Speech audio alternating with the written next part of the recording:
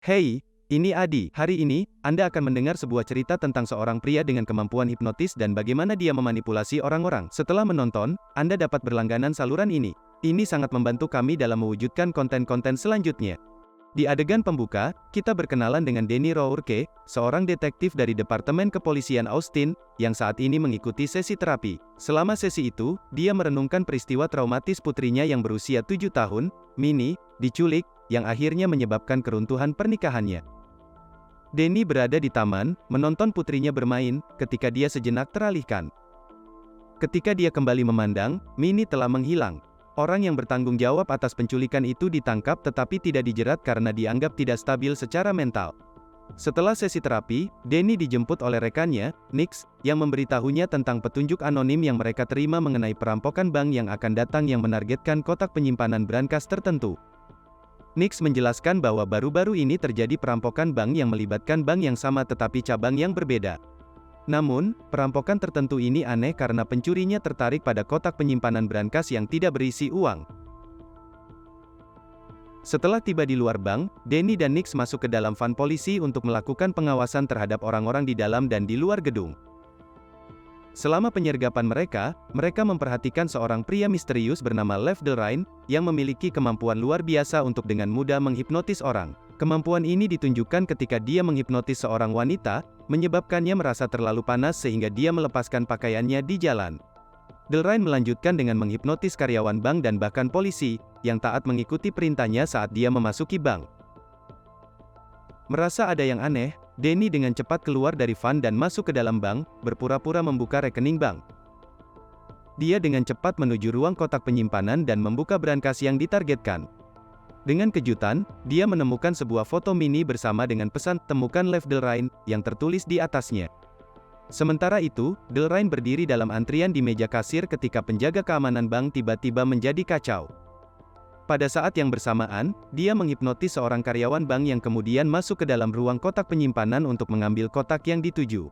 Danny menemukan dirinya di dalam ruangan, sudah ada, dan dia mengarahkan senjatanya pada karyawan bank yang dihipnotis, memerintahkannya untuk berhenti. Meskipun perintahnya, dia mengabaikannya dan melanjutkan pencariannya untuk kotak penyimpanan brankas yang ditargetkan. Penjaga keamanan yang dihipnotis juga masuk ke ruangan dan menembakkan tembakan pada Danny, menyebabkannya roboh. Untungnya, jaket anti peluru melindunginya dari bahaya. Setelah insiden ini, baik karyawan maupun penjaga keamanan meninggalkan bank dan masuk ke dalam van, berencana untuk melarikan diri. Pada saat yang sama, wanita yang merasakan panas ekstrim sebelumnya berdiri di tengah jalan, menyebabkan beberapa kecelakaan, termasuk satu yang melibatkan van yang mengangkut karyawan dan penjaga. Tidak lama kemudian, Delrine mengambil kotak penyimpanan brankas dari karyawan bank yang sudah meninggal dan menanamkan bom waktu sebelum melarikan diri.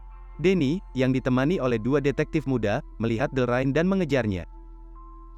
Mereka akhirnya memojokkannya di atap gedung. Ketika dua detektif mendekat untuk mengikatnya, Delrine menggunakan kemampuan hipnotisnya untuk memanipulasi mereka agar menembakkan senjata mereka satu sama lain. Dia kemudian melompat dari gedung, menghilang dari pandangan. Setelah kekacauan mereda, Nix tiba di tempat kejadian dan memberitahu Danny bahwa semua saksi tidak memiliki ingatan tentang peristiwa itu karena efek hipnosis. Yakin bahwa perampokan itu somehow terhubung dengan hilangnya putrinya, Danny mengambil tanggung jawab untuk menyelidiki. Di malam yang sama, Nix menghubunginya dengan hasil pelacakan panggilan yang diberikan sebelumnya. Tanpa membuang waktu, Danny pergi ke lokasi yang ditentukan dan menemukan fasilitas terapi milik peramal bernama Diana Cruz. Dia menjelaskan tujuannya padanya, dan mereka terlibat dalam percakapan. Namun, ketika Danny menyebut nama Delrine, Diana menjadi takut dan dengan tergesa-gesa memintanya pergi. Tanpa diketahui oleh mereka, Delrine mengintai di luar fasilitas dan menghipnotis seorang pria, membuatnya mengendarai sepeda motor melalui jendela Diana. Setelah kejadian itu, Danny membawa Diana ke tahanan pelindung dan melanjutkan untuk memeriksa dia. Diana mengungkapkan bahwa perampokan bank dan kejadian terbaru direncanakan oleh Delrine, yang memanfaatkan kemampuan gaibnya. Dia menjelaskan bahwa Delrine adalah seorang ahli hipnotis dengan kekuatan untuk memanipulasi dan mengendalikan pikiran menggunakan jalur psikis. Ketika Danny bertanya bagaimana dia tahu begitu banyak tentang hipnotis, Diana mengungkapkan bahwa dia juga salah satunya. Dia dan Delrine menjalani pelatihan di divisi hipnosis pemerintah yang rahasia yang bertujuan untuk mengendalikan pikiran. Namun, Delrine melampaui mereka semua dan beralih ke jalan kejahatan, berusaha mendapatkan kendali atas seluruh negara. Nix, yang hadir selama percakapan ini, mengabaikan klaim Diana dan mengira dia bercanda. Sebagai respons, Diana menghipnotis Nix, membuatnya keluar untuk mendapatkan udara segar. Dia mengungkapkan bahwa Danny memiliki kekebalan kuat terhadap pengendalian pikiran, mungkin karena depresi beratnya. Diana telah mencoba menghipnotisnya sebelumnya tetapi gagal. Sementara itu, Delrain muncul di luar kantor polisi dan menghipnotis Nix, memerintahkannya untuk menyerang teman-temannya. Saat Nix memasuki ruang penyelidikan, Diana merasakan ada yang salah dan menyarankan mereka untuk melarikan diri. Dia menjelaskan bahwa Nix akan tetap tak sadarkan diri sampai dia menyelesaikan tugasnya. Meskipun mendapat saran dari Diana, Danny mencoba menahan temannya, menguncinya dengan borgol. Namun, Nix tetap berusaha untuk meraih pistolnya, mengabaikan rasa sakit dari borgol tersebut. Ketika situasinya memburuk, Diana mengambil pistol Nix dan menembaknya fatal di kepala. Kabar kematian Nix cepat menyebar melalui siaran televisi, dan Danny dan Diana digambarkan sebagai pelaku. Tanpa pilihan lain, Diana menyarankan mereka untuk pergi ke Meksiko, di mana dia mengenal seseorang yang mampu menghentikan Delrain. Danny skeptis tapi setuju karena keadaan. Dalam adegan berikutnya, pasangan ini berada di sebuah kedai kopi lokal di mana seorang serif masuk dan mengenal mereka. Sebelum dia bisa bereaksi, Diana menghipnotisnya. Secara bersamaan, Delrain menghubungi Diana melalui walkie-talkie serif, menyebabkannya stres. Saat Danny dan Diana mencoba melarikan diri, Delrain tiba dengan dua polisi yang dihipnotis. Pada saat-saat kritis, serif yang sebelumnya dihipnotis tiba tepat pada waktunya dan menyelamatkan mereka. Selama perjalanan mereka ke Meksiko, Diana mengungkapkan kepada Danny bahwa dia memiliki blok psikis yang membuatnya lebih sulit bagi ahli hipnotis untuk mengendalikannya. Namun, Delrain adalah pengecualian dan bisa mengatasi hambatan ini. Ketika mereka mendekati kota Meksiko, mereka bertemu patroli polisi, tetapi Diana dengan cekatan melewati mereka dengan menggunakan kemampuannya. Akhirnya, mereka mencapai tujuan mereka dan bertemu dengan Jeremiah, teman lama Diana dari masa mereka di divisi. Dalam percakapan mereka, Jeremiah mengungkapkan bahwa Delrain sedang mencari Domino, senjata kuat yang dikembangkan oleh divisi yang bisa memanipulasi setiap hipnotis di dunia. Proyek Domino dibagi menjadi bagian-bagian dan disimpan dalam kotak penyimpanan brankas di berbagai bank. Jika Delrain mendapatkan semua bagian itu, dia akan menjadi tak terbendung. Tanpa diduga, Jeremiah meminta foto mini yang diperoleh Danny sebelumnya, menimbulkan kecurigaan pada Diana. Segera, dikonfirmasi bahwa Jeremiah berubah menjadi Delrain, menggunakan kemampuannya untuk menyamar. Danny dan Diana dengan cepat melarikan diri dari tempat itu, dengan Delrain mengejar mereka melalui lingkungan hipnotis yang rumit.